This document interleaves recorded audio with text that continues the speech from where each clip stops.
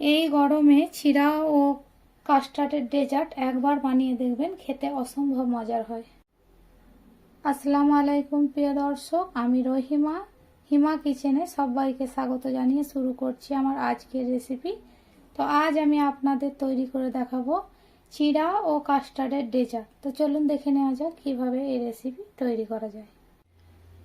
প্রথমে এখানে নিয়ে নিয়েছি 500 ml গরুর দুধ। আমি আগে থেকে জাল করে এটাকে ঘন করে নিয়েছি।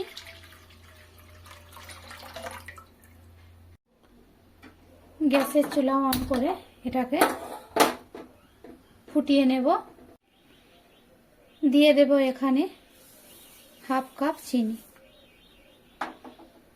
ভালোভাবে মিশিয়ে এটাকে ফুটিয়ে নিচ্ছি। দুধ ভালোভাবে জাল করে নিয়েছি এবং চিনিও খুব ভালোভাবে গলে গিয়েছে। এবার গ্যাসের চুলা লোয়েতে রেখে আমি একটা ব্যাটার তৈরি করে নেব।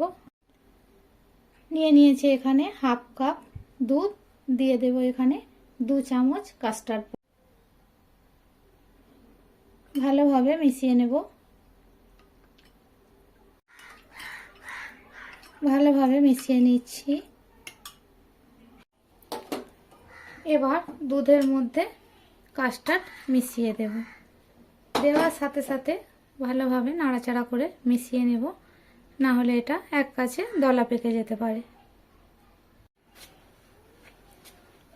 কিছুক্ষণ জাল করে নেওয়ার পর দেখতেই পাচ্ছেন এরকম একটা ক্রিমি ভাব চলে এসেছে। তো এই পর্যায়ে আমি গ্যাসের চুলা বন্ধ করে দেবো। এর থেকে আর বেশি ঘন করব না। গ্যাসের চুলা বন্ধ করে কড়াই নামিয়ে নেব। দুধ ও কাস্টার্ডের মিশ্রণটা আমি ঠান্ডা করে নেব। এবার নিয়ে নিয়েছি এখানে 1 কাপ চিড়ে। চিড়েতে পানি দিয়ে 2 থেকে 3 বার খুব ভালোভাবে পরিষ্কার করে ধুয়ে নিচ্ছি। চিড়ে পরিষ্কার করে 2 থেকে 3 বার পানি পাল্টে ধুয়ে পরিষ্কার করে নিয়েছি। এবার দেখতেই পাচ্ছেন চিড়ের গায়ে গায়ে পানি দিয়ে নিয়েছি, যাতে চিড়েটা ভিজে নরম হয়ে যায়। দেখতেই পাচ্ছেন চিড়েটা ভিজে একদম সোক করে নিয়েছি সমস্ত পানিটা। এবার এর মধ্যে দিয়ে দেব আগে থাকতে তৈরি করে রাখা কাস্টার্ডের মিশ্রণ।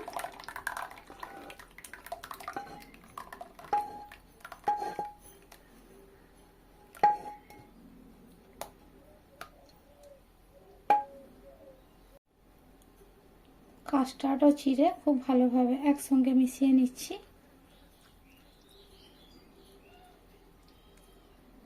এই ডেজার্টটা একবার তৈরি করে দেখবেন, গরমে ঠান্ডা ঠান্ডা খেতে খুবই ভালো লাগে।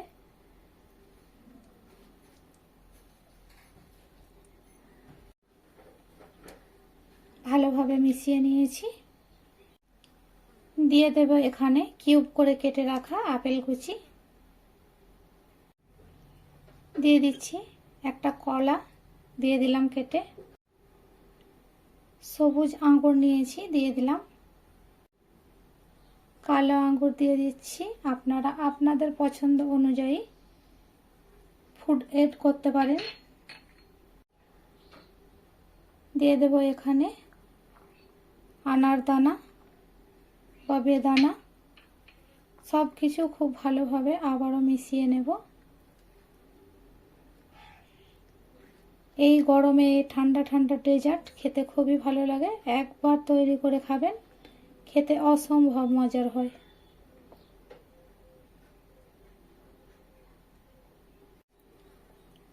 সব কিছু একসঙ্গে খুব ভালোভাবে মিশিয়ে নিয়েছি। দেখতেই পাচ্ছেন দেখতে কতটা সুন্দর লাগছে, খেতে অসম্ভব মজার হবে।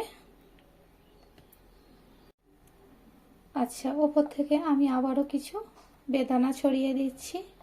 দেখলেন তো কত সহজেই এই রেসিপি তৈরি করা যায়। তো এই গরমে আর ইফতারে একবার হলেও এই রেসিপিটি বানিয়ে নেবেন। আর আমার রেসিপি আপনাদের কেমন লেগেছে অবশ্যই কমেন্ট করে জানাবেন। রেসিপি ভালো লাগলে চ্যানেলটি সাবস্ক্রাইব করে পাশে থাকার অনুরোধ রইল।